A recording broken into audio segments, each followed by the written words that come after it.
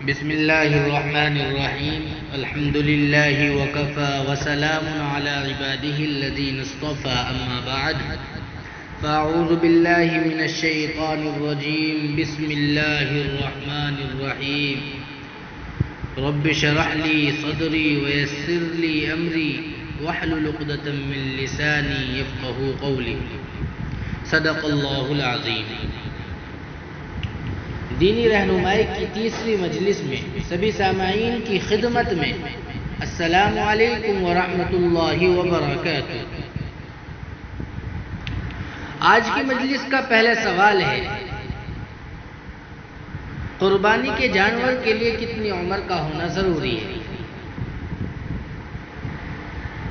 تو جواباً عرض یہ ہے، بکرا بکری 1 سال کا مکمل ہو چکا ہو. البتہ دمبا یا بھیڑ اگر فربا یعنی موٹا ہو تو 1 سال سے کم بھی ان کی قربانی درست ہے، جبکہ 6 مہینے سے زائد کے ہوں.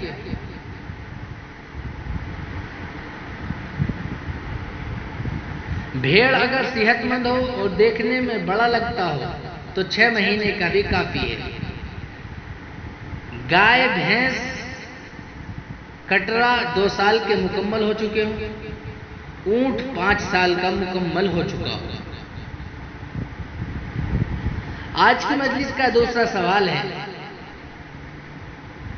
ایک شخص نے گزشتہ 5-6 سال سے قربانی نہیں کی، جبکہ وہ صاحب حیثیت اور مالدار آدمی ہے.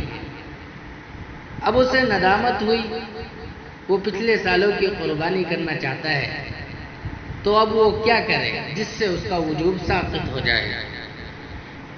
تو جواباً عرض یہ ہے کہ ایسے شخص کو ہر سال کی قربانی کے بدلے میں ایک بکرا یا بکری کی قیمت کا صدقہ کرنا لازم ہے. آج کی مجلس کا تیسرا سوال ہے، ایک شخص جو صاحب نصاب نہیں تھا، ماہ ذی القعدہ میں اس کی تجارت میں اتنی برکت ہوئی کہ وہ صاحب نصاب بن گئے. اب معلوم یہ کرنا ہے کہ سال گزرنے سے پہلے ذی الحجہ میں اس پر قربانی واجب ہوگی یا نہیں.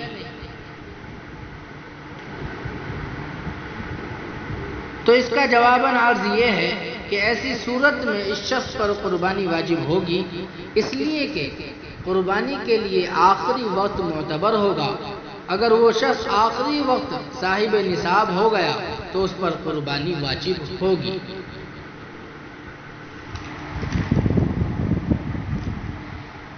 آج کی مجلس کا چوتھا سوال ہے، ایک شخص نے قربانی کے لیے ایک بھینس خریدی. اس کے 4 تھنوں میں سے 2 تھن سوکھ گئے ہیں، بقیہ 2 تھن صحیح ہیں. ایسی بھینس کی قربانی صحیح ہوگی یا نہیں؟ تو جواباً عرض یہ ہے، اگر بھینس کے 2 تھن سوکھ جائیں تو ایسی صورت میں بھینس کی قربانی صحیح نہیں ہوگی، اس لیے کہ 2 تھنوں کا سوکھنا اس کے اندر عیب ہے.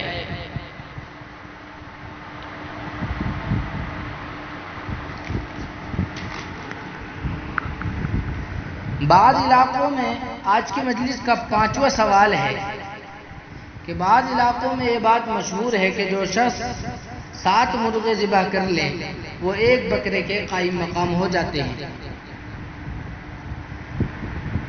یہ بات کہاں تک صحیح ہے؟ تو اس کا جواب یہ ہے کہ بات غلط مشہور ہے کہ 7 مرغے 1 بکرے کے قائم مقام ہیں.